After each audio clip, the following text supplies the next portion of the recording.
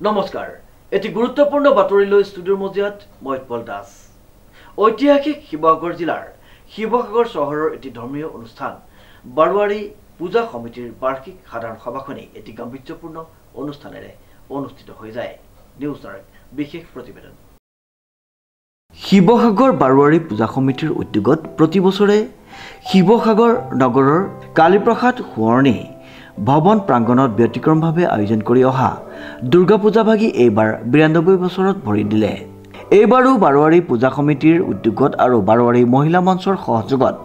অহা ২৮ ছেপ্টেম্বৰৰ পৰা ২ অক্টোবৰলৈ বৰ্ণাঢ্য কাৰ্যসূচীৰে উলহ-মালহেৰে দুৰ্গা পূজা ভাগি আয়োজন কৰাৰ অৰ্থে পূজা সমিতিৰ সভাপতি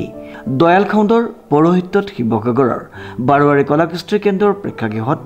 ৬ জুলাই সন্ধ্যা বাৰ্ষিক সাধাৰণ সভাখনি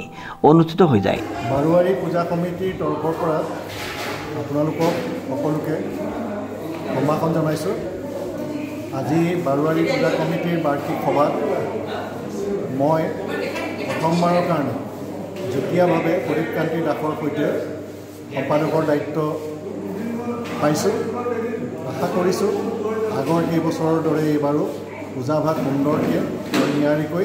আমি সকলোৱে মিলি পাতিব পাৰিম বুলি আশা কৰিছোঁ আৰু ইয়াৰ লগতে সমূহ শিৱসাগৰবাসী ৰাইজলৈ আমাৰ ফালৰ পৰা আগন্তুক শাৰদীয় পূজাৰ কাৰণে শুভেচ্ছা জনাইছোঁ আৰু আপোনালোকৰ সহযোগ আমি কামনা কৰিছোঁ কেতিয়াৰ পৰা কেতিয়ালৈ পূজা ভাগি অনুষ্ঠিত হ'ব এইবাৰ পূজা ২৮ ছেপ্টেম্বৰৰ পৰা আৰম্ভ হ'ব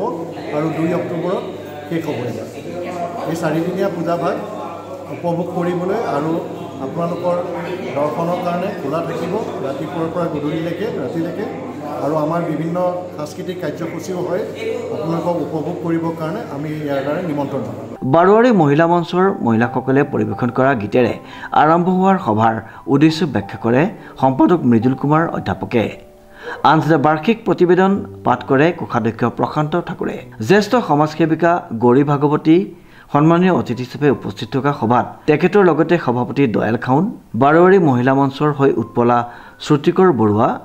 জ্যেষ্ঠ কাৰ্যকৰ্তা মনোজ ভাগৱতী অম্লান বৰুৱা আদিয়ে দুৰ্গা পূজা সফলভাৱে অনুষ্ঠিত কৰাৰ সন্দৰ্ভত গঠনমূলক বক্তব্য দাঙি ধৰে উক্ত সভাতে দয়াল খাউণ্ডক সভাপতি মানৱজ্যোতি বৰুৱা আৰু প্ৰদীপ কান্তি দাসক সম্পাদক মৃদুল কুমাৰ অধ্যাপক মৃদুল ফুকন আৰু শীতলা দেৱীক কাৰ্যকৰী সভাপতি প্ৰশান্ত বৰঠাকুৰক কোষাধ্যক্ষ হিচাপে লৈ ২০২৫ বৰ্ষৰ শিৱসাগৰ বাৰোৱাৰী পূজা সমিতিৰ শক্তিশালী উদযাপন সমিতিখন গঠন কৰা হয় সভাত বহুসংখ্যক ধৰ্মপ্ৰাণ ব্যক্তি উপস্থিত আছিল